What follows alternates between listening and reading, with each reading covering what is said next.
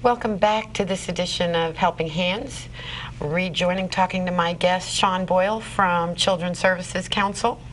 Sean, I understand that this fall, November, is going to be a big month for Children's Services Council. It is, and I would even argue that it's a big month for this community because you know, I mentioned that there are 8 Children's Services Council. In order to start a Children's Services Council, a community has to vote it in. So in 1990, this community made children a priority by establishing a Children's Services Council.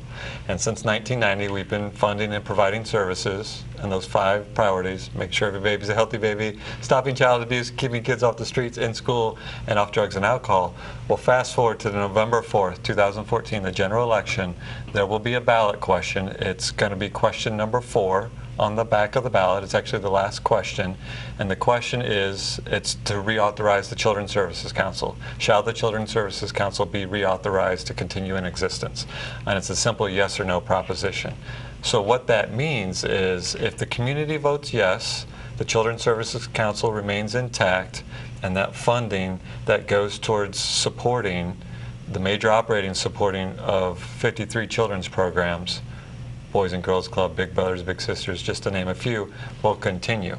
If the community votes no, the Children's Services Council will dissolve, will go away. That support that it provides to the programs will go away. And we've already talked to the other entities out there. The County Commission can't pick up the funding. The United Way, while we partner a lot with them, they don't have the funding to pick up what we're picking up. So literally these programs, or the funding that goes to these programs, will go away. And that has a huge impact because I mentioned in our earlier segment, of the 53 programs that we fund, 44 of them get 50% or more of their funding from us. So imagine, as a business owner, losing 50% of your revenue. It's going to be hard to operate that next day at the same level that you were. I'm not sure that some of them will be able to operate at all. Right. I mean, and what a loss for this community. Right. I mean, 34,000 children, you know, access to after-school programs, child abuse prevention, that nurse home visitation program. That program, for example, that program would go away because we fund almost 90%, if not more, of that program. So it's a big election for not only the Children's Services Council and, you know, as an organization, but, you know, we kind of feel as the community. And it's really kind of it's an accountability check-in to make sure that the community still wants to have this independent special district that focuses on children, our children, St. Lucie County children only. It's an accountability piece that we welcome as an accountability because that's what we are to the community. But it's another, you know, I try to stay positive. I think it's another reaffirmation for this community to say, yes, children are a priority. Frankly, I have to tell you, for years, I took Children's Services Council for granted. Never really thought about it. Again, children were in Boys and Girls Club way back.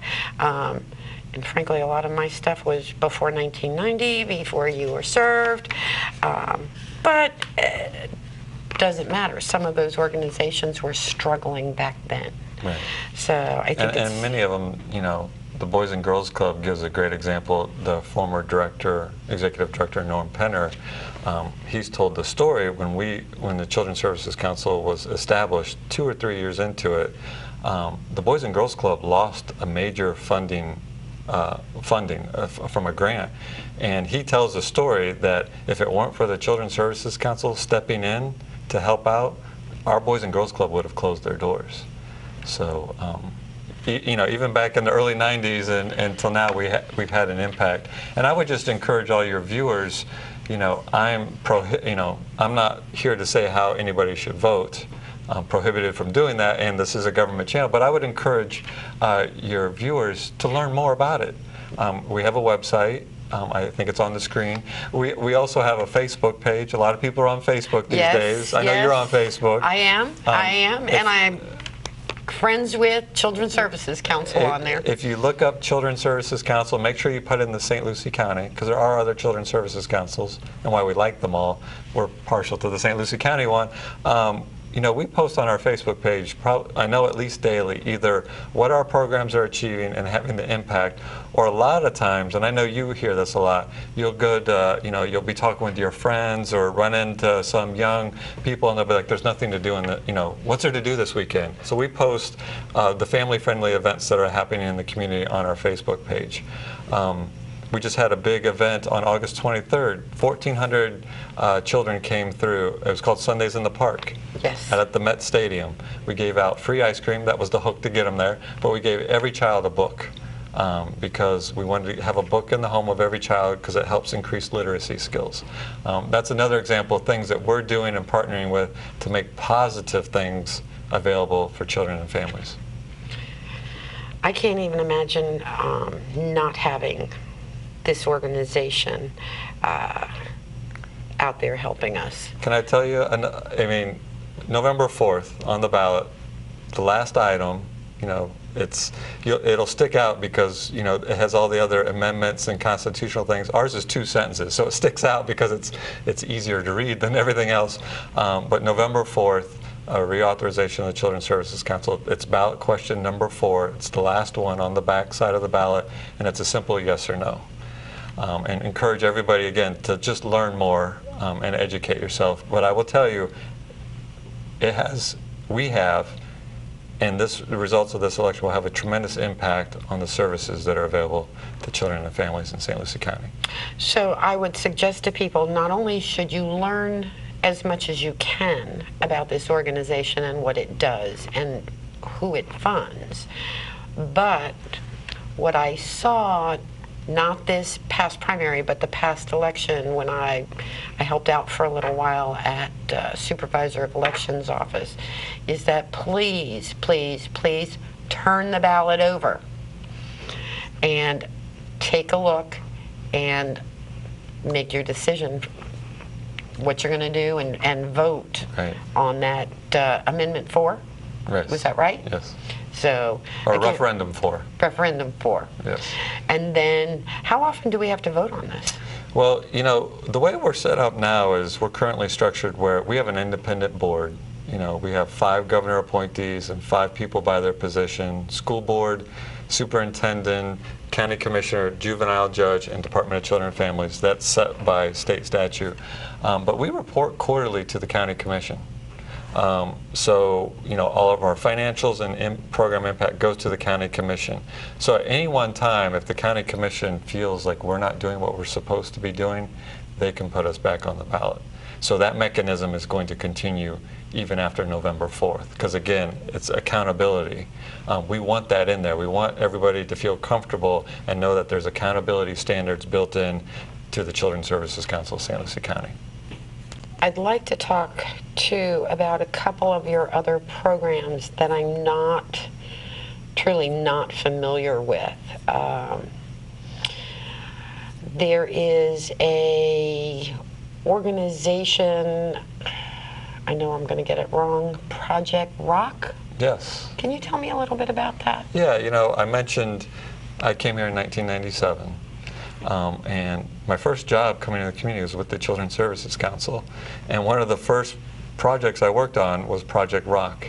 Project Rock was started in 1997 because in Fort Pierce there were shootings, vandalism and shootings that were, kids were going around vandalizing businesses and at some cases shooting out windows. So what they found was that when children get suspended from school, and sometimes, you know, let's face it, sometimes it happens. For whatever reason, they get suspended from school. Well, the parent goes to work. That child sits. It's one of those. It's kind like the after-school programs. Right. We were just talking about having your teenagers at home. Right. So they sit home alone, unattended, and they were getting into trouble. I mean, literally. I mean, we had the Department of Juvenile Justice there, the school board, everybody was there, and they said, look, this is a need that we have in the community. So the Children's Services Council stepped up, helped design the program. It's called Project Rock, and we fund it. We fund one both in North County and South County. And what it is if a child's suspended from school, instead of sitting home alone, unattended, they can go to Project Rock. Now, Project Rock isn't fun and games for the students. It's not like it's a vacation day for them. They got to do their homework, but what they do, they do their homework, but what they do is they address the issues that got them suspended. So a lot of times, for example, Project Rock South, which is located not far from here, on the corner of US 1 and Eroso, or Port St. Lucie Boulevard and Eroso, one of those by where Barry University is, or used to be. Right, okay. What they'll do is a lot of times kids get suspended for fighting. And a lot of times both kids will come to Project Rock. And you would think that, oh, it'd be chaos and there'd be more fights. No, they sit them both down and they talk about what caused the fight and what they can do to resolve it and change their behavior so that they don't get suspended again. So I think each one of those programs, probably 400 to 500 kids a year go through those.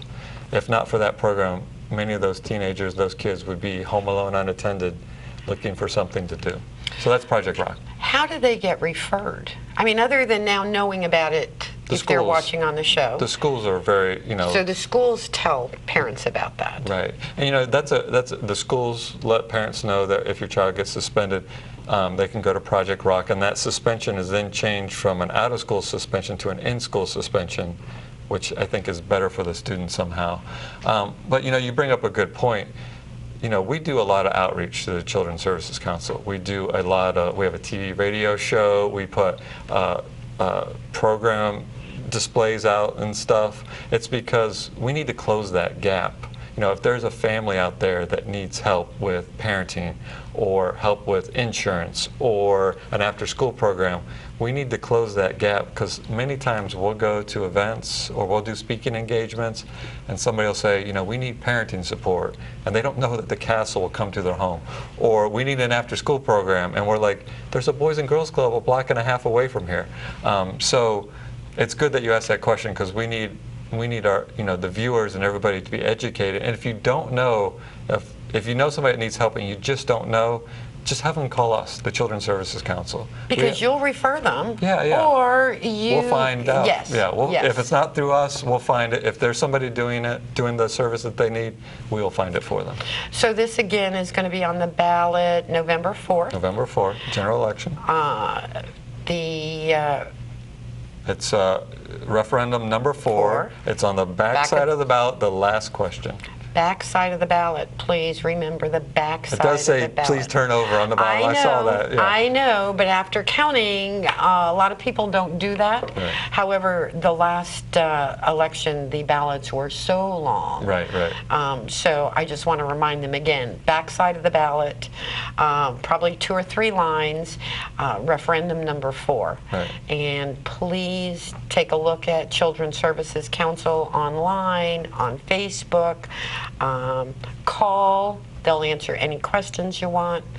Sean, thank you so much for being here today. Thank you for having me on. I really appreciate it, and because I want to get those messages out, not just about voting, but those services that are available to our viewers that people just don't have an idea that we've got.